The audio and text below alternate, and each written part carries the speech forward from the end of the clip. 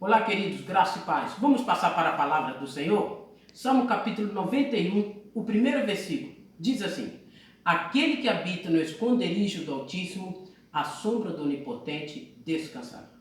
Irmãos, uma das palavras mais faladas nos últimos dias é quarentena. O que seria quarentena para o contexto do que estamos vivendo nesses dias? Seria o ato da pessoa se isolar socialmente para tentar conter a expansão do Covid-19. E se nós observarmos na palavra do Senhor, no sentido espiritual, o texto que nós lemos quer dizer mais ou menos a mesma coisa. E por isso nós queremos dar o nome dessa meditação de a quarentena de Deus. Aqui na palavra do Senhor vai estar falando sobre o esconderijo do Altíssimo. O que é o esconderijo? O esconderijo é um local provisório que serve para a pessoa se abrigar no momento de emergência.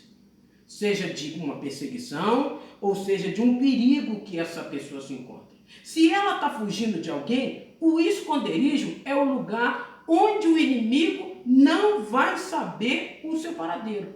Ou se é um perigo que ela está vivendo, como na época da Segunda Guerra, perigo de um ataque de bomba, de tiroteio, coisas assim, é um lugar onde o perigo não vai atingir a sua vida. E se nós observarmos na palavra de Deus, a Bíblia vai falar muitas vezes sobre esconderijo, abrigo, refúgio. Inclusive, em Números capítulo 35, no versículo 6, Deus mandou Moisés separar algumas cidades no meio do povo para que aquele lugar fosse chamado de cidade de refúgio. Aquelas eram cidades de refúgio. Que para que serviam as cidades de refúgio? Vamos supor que duas pessoas estivessem um momento no campo e acontecesse de uma ferramenta escapar e atingir o outro e matar. Aquela pessoa sem querer matou alguém, mas o fato de alguém ter sido morto dava ao familiar da pessoa que morreu o direito legal de ela vingar o sangue daquela pessoa. Então, aquele que matou por acidente, sem querer, ele precisava fugir. E o lugar onde ele precisava estar para poder fugir da hora da fúria do vingador do sangue era numa dessas cidades de refúgio. E eu quero dizer uma coisa para você. Na verdade, nós estamos vivendo uma geração de fugitivos.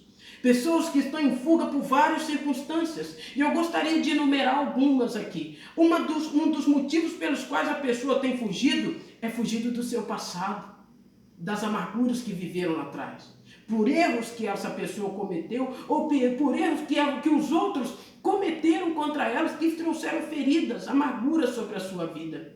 E um exemplo que nós vemos de fugitivo do passado dentro das Escrituras está em Gênesis no capítulo 5, a partir do versículo 13, onde Deus está falando sobre a vida de Caim, quando ele fugiu da presença de Deus, mundo afora, para esconder a morte do seu irmão.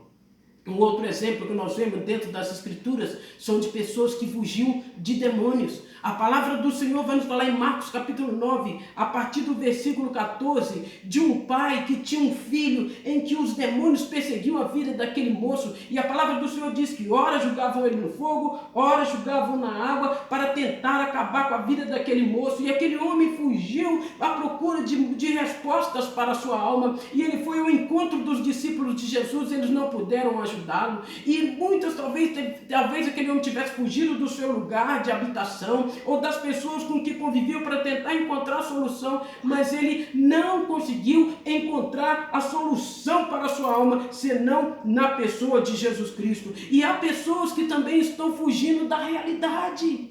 E muitas vezes a pessoa procura encontrar abrigo nos vícios, nas drogas, da situação que ela vive, dos problemas que ela vive. São pessoas que são chamadas de insuportáveis, ou pessoas que elas mesmas não suportam a sua alma por causa das dificuldades, os traumas, os problemas, por causa de pecados que elas cometeram, ou por causa da acusação que vem sobre a sua vida. Nós vivemos numa situação de fugitivos, e pessoas que fogem até mesmo da sua própria vida. A palavra do Senhor nos diz que Adão e Eva, depois de terem pecado contra o Senhor, desobedecido a palavra de Deus, eles cozeram para si folhas de figueira, e quando a voz do Senhor chegou no fim da tarde, para o Senhor chamou por Adão, e ele disse: onde você está, Adão? Então, eu estou aqui, Senhor, me escondendo da tua presença, porque nós vivemos na geração de pessoas que estão em fugitivos. Mas eu pergunto para você, onde, se você está fugindo, você pode perguntar para mim, eu digo, onde, Alzira, eu posso encontrar refúgio para a minha alma, para poder trazer descanso para a minha alma? E a palavra do Senhor vai falar sobre isso para você.